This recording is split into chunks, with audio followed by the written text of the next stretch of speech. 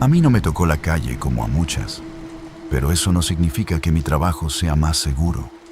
Yo me muevo en otro tipo de ambiente. Departamentos privados, lugares elegantes donde todo parece limpio y controlado, pero donde si algo sale mal, nadie escucha, nadie pregunta y nadie se mete. En este oficio una aprende rápido que el peligro no siempre viene del tipo borracho o del que levanta la voz.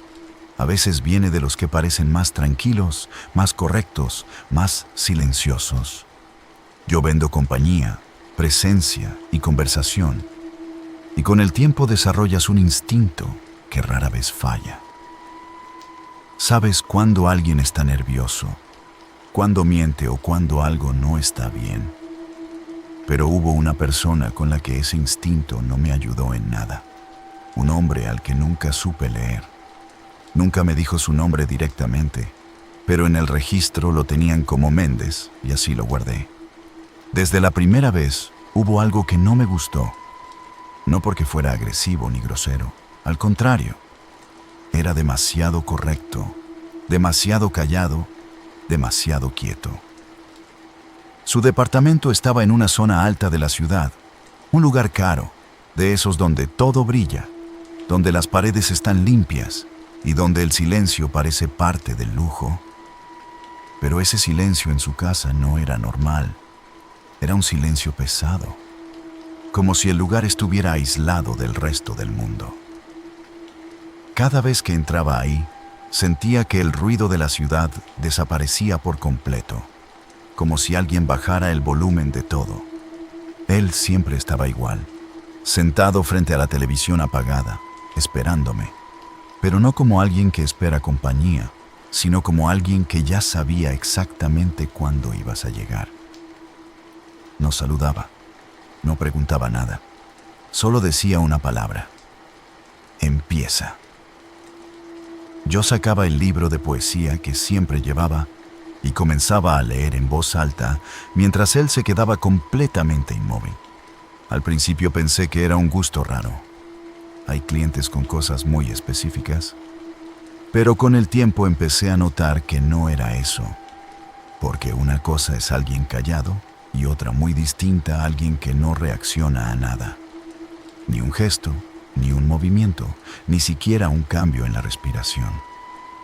Era como estar frente a algo que simplemente estaba ahí. Aún así seguí yendo, porque pagaba bien y porque en este trabajo una aprende a ignorar ciertas sensaciones mientras no haya una amenaza directa.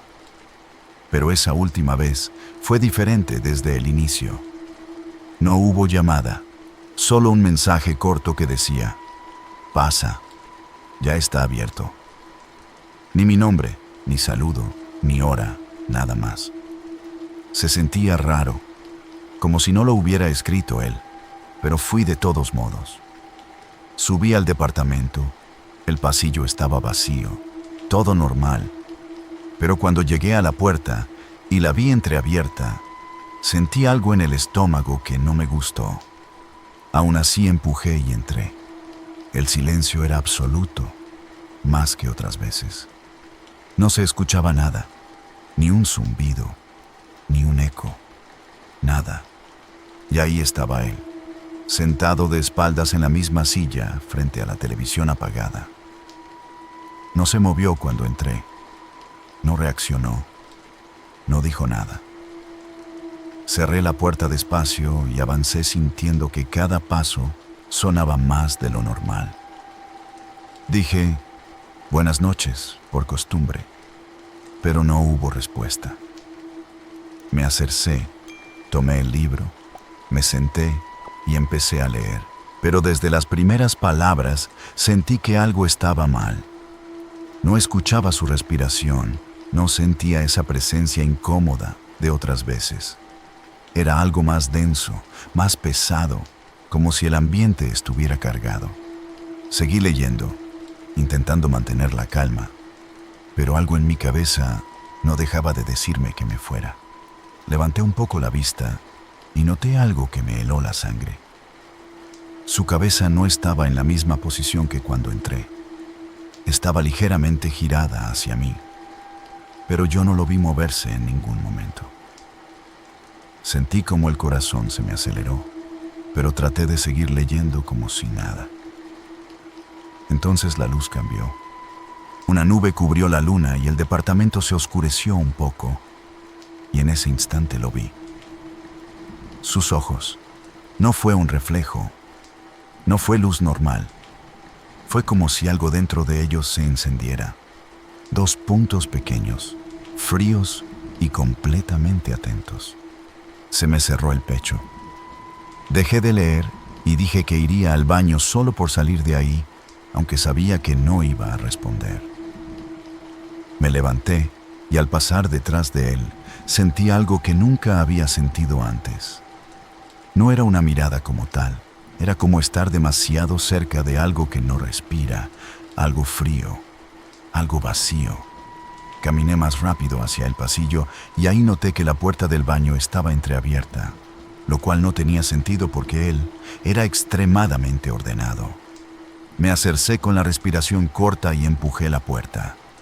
Ahí estaba él, dentro de la bañera, con la misma ropa, inmóvil, la piel sin color, sin vida. Mi mente no lo aceptó de inmediato.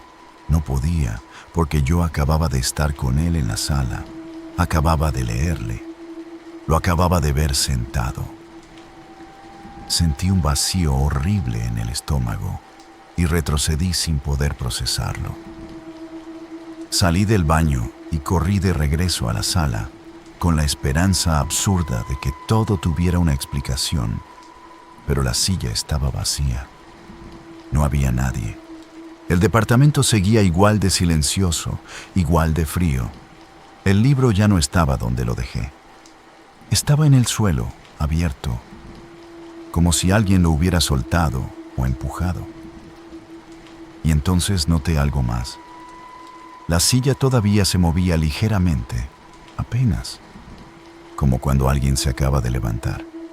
En ese momento entendí que no había estado sola, que eso que estaba sentado ahí no era él, que lo que me había estado mirando no necesitaba respirar ni moverse como una persona normal. Salí corriendo sin cerrar la puerta, sin mirar atrás. Bajé como pude, llegué a mi coche y me encerré. Llamé a la policía tratando de sonar lo más normal posible, sin contar todo, solo lo necesario. Cuando llegaron confirmaron que el hombre llevaba horas muerto. Para ellos no había nada más, ningún signo de violencia, ningún indicio raro, solo una muerte natural. Pero yo sabía que no era así. Yo estuve ahí, yo le hablé, yo sentí que me observaba. Pasaron días sin que pudiera trabajar. No podía estar en lugares cerrados sin sentir esa misma presión en el pecho. Esa sensación de que algo estaba ahí, quieto, mirando. Pensé que con el tiempo se me iba a pasar, pero no fue así. Días después vi una nota pequeña en el periódico donde mencionaban el caso, algo simple, sin importancia, pero había un detalle que me hizo entender todo. Decían que en el departamento encontraron un libro abierto en el suelo, en una página que hablaba de una presencia que observa en silencio. Ahí se me heló la sangre. No fue mi imaginación. Eso interactuó. Eso estaba ahí. Desde ese día dejé ese tipo de trabajo. No más citas en lugares cerrados, no más departamentos donde nadie sabe que entraste, porque entendí algo que no te enseñan cuando empiezas en esto. Una aprende a cuidarse de hombres, de situaciones, de riesgos visibles, pero hay cosas que no entran en esas reglas. Cosas que no hacen ruido, que no atacan, que no se mueven como deberían.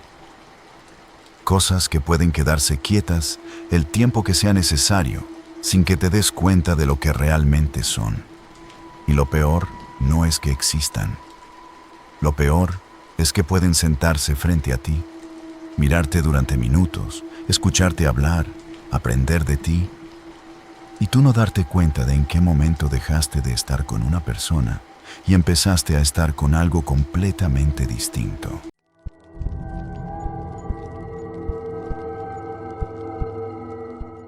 Mi nombre no importa. El que uso en la calle cambia según la noche, según el cliente o según lo que convenga decir. Pero para esta historia puedes decirme Isabel. Llevo suficiente tiempo trabajando de madrugada como para saber que la noche no perdona a nadie. Y menos a mujeres como nosotras. Mujeres que aprendimos a pararnos bajo un foco descompuesto, junto a una banqueta sucia, fingiendo seguridad, aunque por dentro traigamos el miedo pegado al pecho. La gente cree que este oficio solo se trata de aguantar miradas, negociar rápido y regresar con algo de dinero al cuarto. No entienden que también se trata de caminar entre hombres borrachos, camionetas que bajan la velocidad demasiado despacio, esquinas donde una desaparece y nadie pregunta, y silencios tan pesados que una aprende a distinguir cuándo el peligro viene en dos pies y cuándo viene en algo peor. Yo no entré a esto por gusto. Entré porque en mi casa hacía falta dinero, porque mi mamá ya no podía sola, porque mis hermanos todavía estaban chicos y porque hay hambres que no esperan a que una encuentre un trabajo decente. Así empecé a salir de noche en la zona industrial, donde el aire sabe a óxido, a humo viejo y a derrota. Si no terminé quebrándome del todo, fue por Marina y Sofía. A Marina la conocí una noche de helada, cuando yo llevaba horas sin sacar ni para el pasaje. Se me acercó con un café tibio en un vaso de unicel y me lo puso en la mano sin preguntarme nada. Esa clase de gesto, en este ambiente, vale más que un abrazo. Marina ya estaba curtida. Tendría unos años más que yo y en la cara se le notaba que la vida le había cobrado caro cada error. Su marido se había ido al norte prometiendo mandar dinero y lo único que dejó fue una deuda y una ausencia que todavía le dolía. Sofía llegó después, casi de golpe, como llegan las desgracias. La encontramos llorando detrás de un basurero, con el maquillaje corrido, las piernas raspadas y los nervios rotos. Apenas tenía 20 años y venía huyendo de su casa, de un padre violento y de una vida que ya no aguantaba. No hizo falta que contara mucho. En la calle, una reconoce de inmediato a otra mujer que viene escapando de algo. Nos hicimos compañía porque en este trabajo o te haces grupo o te traga la noche. Entre las tres armamos una especie de familia hecha con sobras. Café barato, cigarros compartidos, consejos rápidos, advertencias sobre clientes raros y ese instinto de cuidarnos cuando una veía el peligro antes que las otras. Nuestra rutina era casi siempre igual. Nos parábamos cerca de una fábrica de chatarra abandonada, en una esquina donde todavía pasaban algunos coches entrada la noche. Esperábamos horas.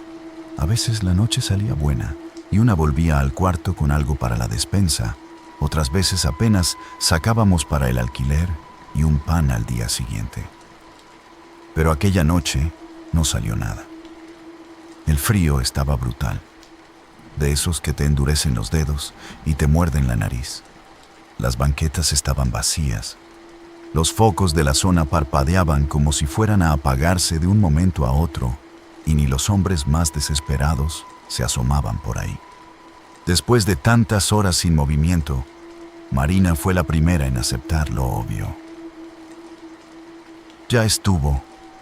Hoy no salió ni para un café de vuelta, dijo, frotándose las manos. Sofía tenía los brazos cruzados sobre el pecho, tiritando. Yo también estaba cansada, de pie desde hacía demasiado, con los tacones molestándome y la espalda entumida. Decidimos regresar al departamento. Lo que pagábamos entre las tres no era gran cosa, pero al menos tenía una puerta que cerraba y un foco que sí prendía. Quedaba a unos 15 minutos caminando si nos íbamos por los callejones de la zona industrial. No era un camino bonito ni seguro, pero era el más corto. Y a esa hora, una siempre piensa primero en llegar, no en sentir miedo.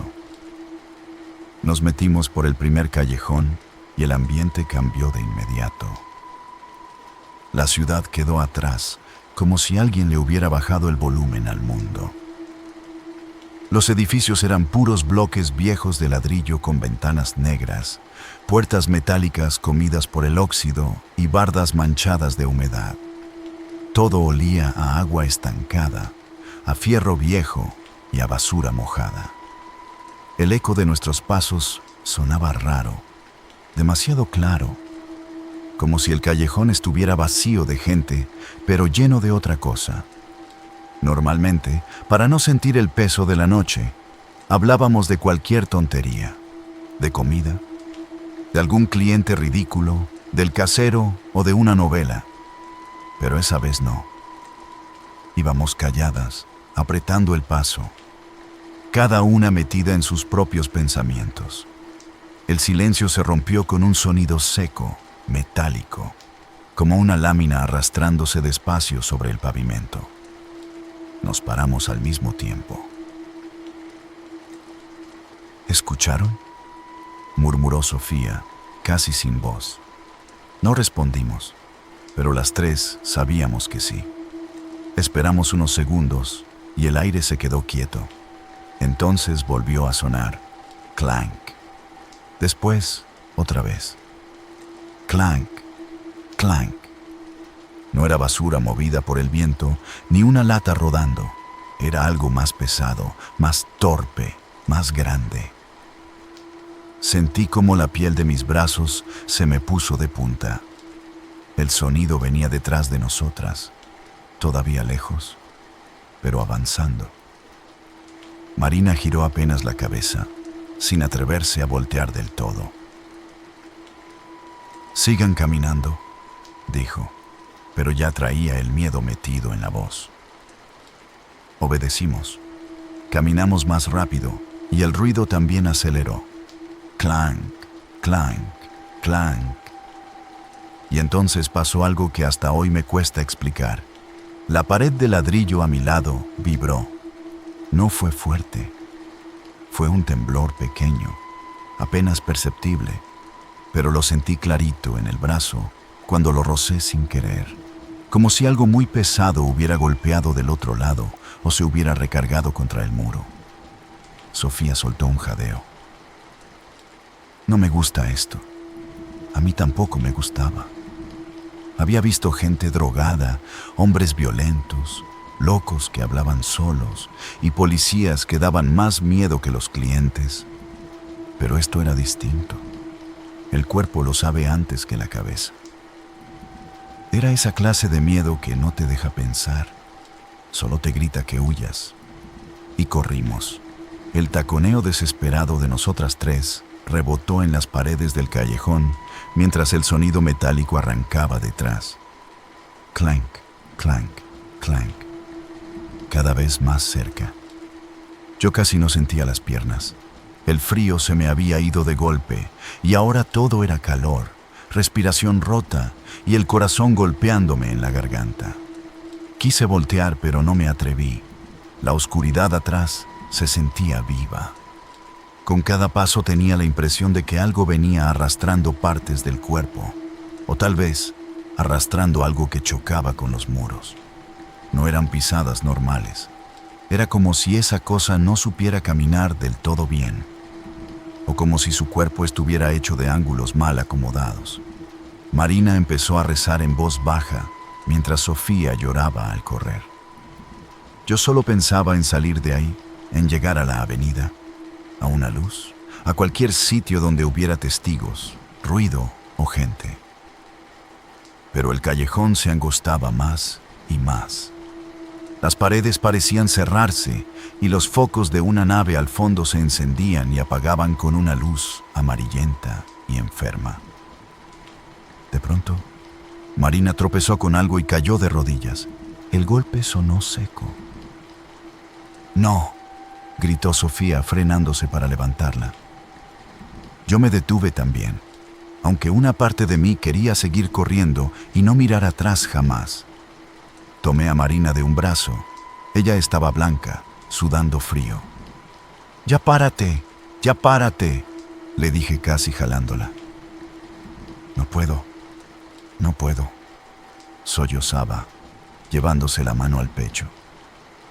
Y entonces, como si hubiera disfrutado vernos así, el ruido detrás de nosotras se detuvo en seco. El silencio que siguió fue peor. Un silencio completo, espeso, antinatural. No se escuchaba el viento, no se escuchaban carros, no se escuchaba ni nuestra respiración, aunque la traíamos deshecha. Era como si el callejón entero hubiera contenido el aliento. Marina habló sin levantar la vista. No volteen, por lo que más quieran, no volteen. Pero el miedo también tiene curiosidad, y la curiosidad mata. Al fondo ya se alcanzaba a ver la salida del callejón. Una pequeña plaza con unas luminarias viejas. Estaba cerca, lo suficiente para creer que podíamos lograrlo. Volvimos a correr, esta vez casi arrastrando a Marina entre las dos. Yo sentía que algo nos seguía sin hacer ruido, como si hubiera aprendido que el silencio daba más miedo que cualquier persecución. Estábamos a nada de salir cuando se escuchó un estruendo brutal a nuestras espaldas. No fue un golpe cualquiera. Sonó como si algo hubiera impactado contra una pared con una fuerza descomunal. El ladrillo crujió. Polvo, piedritas y un eco seco llenaron el aire mientras el piso vibraba debajo de mis pies. Y yo volteé. No sé si fue por instinto o por estupidez, pero volteé. Lo que vi no fue una figura clara como para decirte, tenía esta cara o vestía así. Lo que vi fue un cuerpo alto, demasiado alto, encorvado en una postura que lastimaba con solo verla. Parecía una persona muy flaca envuelta en oscuridad pero mal hecha, como si sus brazos fueran demasiado largos o como si la espalda le colgara hacia atrás de manera antinatural. Estaba pegado a la pared del callejón, o tal vez saliendo de ella entre el polvo. Y lo que producía el ruido metálico no eran cadenas ni herramientas. Era una especie de estructura o extremidad rígida que arrastraba y golpeaba contra el piso y el ladrillo al moverse. No le vi la cara bien, pero sentí que me estaba mirando. Y luego se irguió, muy despacio, demasiado, como si cada hueso tronara al acomodarse. Fue en ese instante cuando entendí que eso no era un hombre. No vi alas como las de un animal, ni nada que pareciera sacado de una historia absurda. Lo que vi fueron dos sombras largas que se abrieron detrás de su espalda, como miembros oscuros o piel extendida, suficientes para impulsarlo. La cosa dio un salto seco, imposible, y desapareció hacia arriba, entre los techos de las naves industriales. No lo vi volar. Vi cómo se elevó donde ningún cuerpo humano puede elevarse. Escuché un golpe sobre lámina, luego otro más lejos, y luego nada. Salimos del callejón casi cayéndonos. Cruzamos la plaza sin dejar de mirar hacia arriba, como si esperáramos verlo colgado de un cable o parado en una cornisa, pero no había nada. Solo la noche, el humo lejano de una fábrica y un cielo negro sin estrellas. Llegamos al departamento hechas pedazos. Sofía cerró con seguro en cuanto entramos y Marina corrió las cortinas como si eso pudiera detener algo. Yo me quedé junto a la puerta muerfana, con las llaves en la mano, sintiendo que si me movía iba a terminar de derrumbarme. Nadie quiso dormir sola esa noche. Nos quedamos en la misma habitación, sentadas en el piso con todas las luces prendidas, oyendo cualquier crujido del edificio como si fuera el final. Sofía no dejó de llorar en horas. Marina se quedó callada, ida, como si algo dentro de ella se hubiera roto en ese callejón. Yo no podía sacarme de la cabeza esa silueta chueca, esa forma de enderezarse y ese salto imposible. Al día siguiente no salimos, ni al otro. Cuando por fin volvimos a trabajar, cambiamos de zona, de ruta y de horario. Dejamos de meternos por esos callejones y dejamos de caminar solas. Aprendimos a rodear, aunque eso significara gastar más tiempo. Pero había algo que ya no se nos quitó nunca. La sensación de estar siendo observadas desde arriba, desde una azotea, desde una estructura o desde algún punto oscuro donde una mirada puede seguirte, aunque no la veas. Una semana después, un velador de unas bodegas comentó que habían encontrado una parte del muro trasero de una nave cuarteada, como si algo muy pesado se hubiera estrellado contra el ladrillo. Otro dijo que en una lámina del techo había huellas largas y raras, como marcas de arrastre. Nadie quiso hacer mucho ruido. En esa zona la gente ve cosas y prefiere callarse. Todo lo arreglan con un "seguro fueron malandros" o "algún T por 8 se metió", pero no sonaban convencidos. Nosotras tampoco hablamos del tema como tal. Nunca nos sentamos a decir "vimos esto", no hizo falta. Bastaba con vernos la cara cuando salíamos tarde, cuando el viento soplaba entre las fábricas o cuando un ruido metálico sonaba donde no debía. Bastaba con notar cómo Sofía se pegaba a nosotras al caminar o cómo Marina alzaba la vista cada vez que pasábamos cerca de un techo bajo. Lo peor no fue haber visto algo raro. Lo peor fue entender que, en ese trabajo, una ya vive con el miedo de los hombres, de la calle, del abandono, de la pobreza y de la violencia. Y aún así existe otra clase de miedo más antiguo, más frío y más callado, que no se sube a un coche ni te habla desde una ventana. Solo espera en los huecos de la ciudad, en los pasillos sin luz y en las zonas donde nadie te escucharía gritar. Y a veces pienso que aquella cosa no nos persiguió para cazarnos. A veces pienso algo más feo, que ya llevaba tiempo viéndonos, que conocía nuestra rutina y que nos había escuchado reír, pelear, negociar y sobrevivir en esos callejones mucho antes de decidir mostrarse, como un animal que aprende los horarios de su presa, o como algo que vive pegado ahí a la oscuridad del barrio industrial y sale solo cuando la noche se vacía por completo. Desde entonces, sigo trabajando porque el miedo no paga la renta y el hambre no se quita con rezos. Pero ya no camino por ciertos lugares ni confío en los atajos. Y cuando una noche está demasiado sola, demasiado callada, y el aire huele a metal húmedo, me acuerdo de ese ruido. Clank, clank, clank. Y se me revuelve el estómago porque sé que no todo lo que ronda en la madrugada tiene nombre. Ni todo lo que acecha en la ciudad es humano. Si algo aprendimos las tres aquella noche, fue que hay esquinas donde una no está sola, aunque no vea a nadie. Porque hay cosas que también salen a cazar cuando el resto del mundo ya se fue a dormir.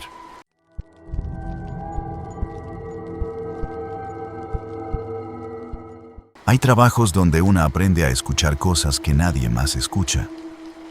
No me refiero a ruidos. Me refiero a silencios. A miradas que duran más de lo normal. A casas donde el aire pesa distinto. Y a personas que no dicen lo que sienten, pero lo dejan en el ambiente. Yo llevo tiempo trabajando acompañando gente, hombres mayores sobre todo, y con los años entendí que la soledad de ciertas personas es más peligrosa que cualquier otra cosa. Porque cuando alguien lleva demasiado tiempo solo, empieza a convivir con cosas que no siempre son visibles. Don Fernando era uno de esos hombres. La primera vez que fui a su casa, me sorprendió que no me pidiera nada fuera de lo normal. Nada incómodo, nada extraño, solo compañía. Café en el jardín, pláticas largas y recuerdos de su vida, de su esposa y de lo que había sido su casa cuando todavía había gente viviendo en ella. Era un hombre educado, tranquilo e incluso amable. De esos clientes que, dentro de todo, te hacen sentir un poco más humana en un trabajo donde casi siempre eres solo presencia. Con el tiempo me fui acostumbrando a verlo seguido y, sin darme cuenta, se volvió alguien constante en mi rutina. Pero había algo que nunca me gustó del todo. La casa. No era solo que fuera grande, era la forma en la que se sentía. Era una casa demasiado silenciosa, pero no un silencio vacío, sino uno lleno, como si las paredes guardaran algo. Los pasillos eran largos, las puertas pesadas y la luz siempre tenue, incluso de día. Había zonas donde el aire se sentía más frío sin razón y otras donde parecía que alguien acababa de pasar aunque no hubiera nadie. Nunca dije nada, porque en este trabajo una aprende a ignorar lo que no puede explicar. Todo cambió el día que me llamó para que me quedara. Su voz no era la misma de siempre. Sonaba desgastada, como si llevara horas sin descansar. Me dijo que se había caído, que no podía moverse bien y que necesitaba ayuda. Dudé.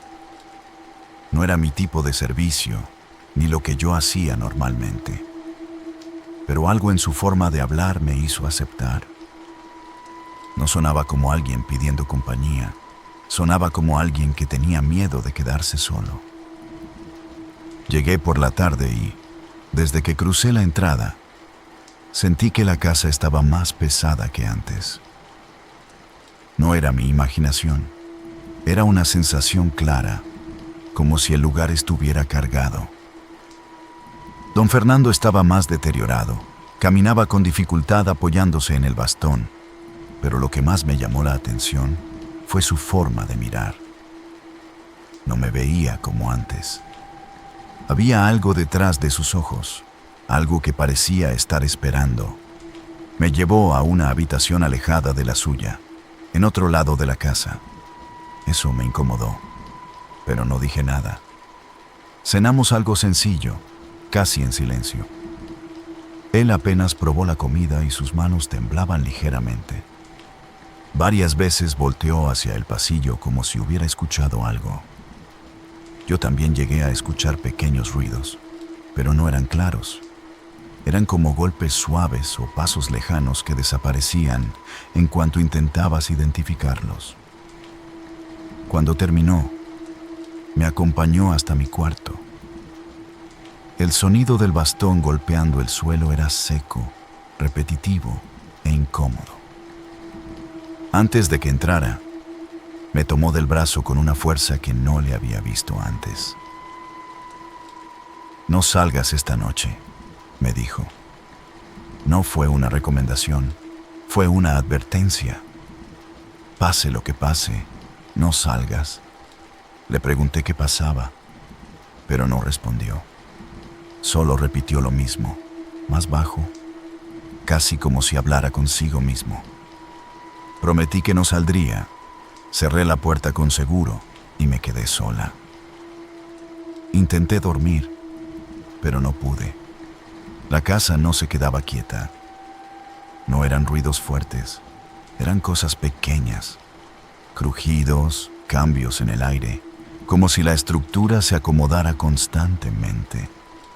Había momentos donde parecía que alguien caminaba en otra parte, pero cuando ponía atención, nada. En algún momento me dormí, pero desperté de golpe. Había algo, un sonido muy leve, un tarareo. Era una melodía lenta, como una canción de cuna, pero tenía algo que no era normal. No era dulce del todo. Tenía una tristeza pesada, como si estuviera cargando algo antiguo. Me quedé quieta escuchando. Pensé que venía de afuera, del viento o de mi cabeza, pero no, estaba dentro de la casa. Y entonces escuché a don Fernando llorando, no como alguien que se queja, sino como alguien que se está quebrando. El llanto era profundo y arrastrado, como si le doliera respirar. La canción seguía, el llanto también, y ahí fue donde entendí que algo no estaba bien. Me acordé de su advertencia, pero no pude quedarme. Abrí la puerta. El pasillo estaba oscuro, más de lo que recordaba. La luz que normalmente entraba ya no estaba. Caminé despacio, sintiendo el frío subir desde el suelo. El aire estaba más pesado, más denso, y cada paso que daba se escuchaba demasiado fuerte. El tarareo estaba más claro. Venía de adelante. El llanto de don Fernando también. Avancé hasta la curva del pasillo y ahí la vi. No apareció. Ya estaba ahí, de pie e inmóvil al final del corredor.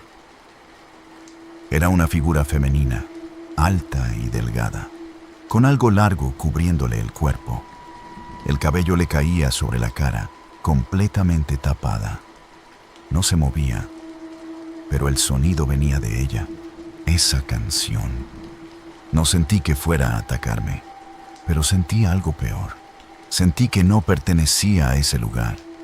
La figura empezó a moverse, no caminando, sino deslizándose sin hacer ruido.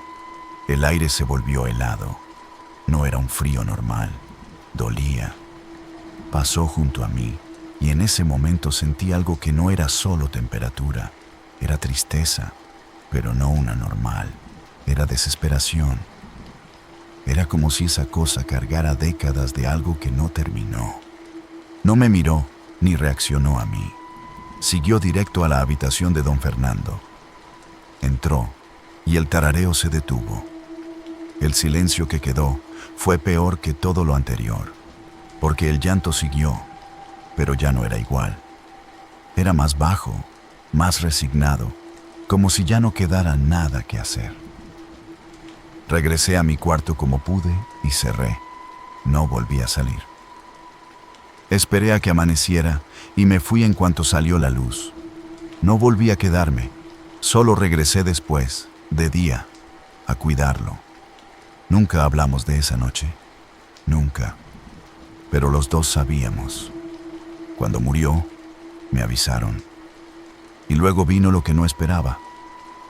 Me dejó la casa a mí, no a su familia, a mí. Fui una última vez para cerrar todo, para vender y para no volver jamás, pero encontré algo, un recorte viejo. Su esposa, desaparecida dentro de la casa, nunca encontrada. Abrí un álbum y ahí estaba. La misma mujer, la misma figura, la misma presencia. Entonces entendí. La casa no estaba cargada por la soledad, estaba cargada por algo que nunca salió de ahí. Vendí la casa y no me quedé. Pero hay algo que no se fue. A veces, cuando todo está en silencio, cuando no hay ruido en ningún lado, empiezo a escucharla muy bajo, muy leve. Esa canción. Y no importa dónde esté, porque lo que entendí esa noche es que hay cosas que no se quedan en un lugar, se quedan contigo. Y lo peor no es lo que vi. Es saber que esa cosa no me vio como una amenaza, me vio como alguien que podía reemplazar, como alguien que ahora sabe demasiado y que, en cualquier momento, podría volver a escucharla. Pero esta vez, más cerca.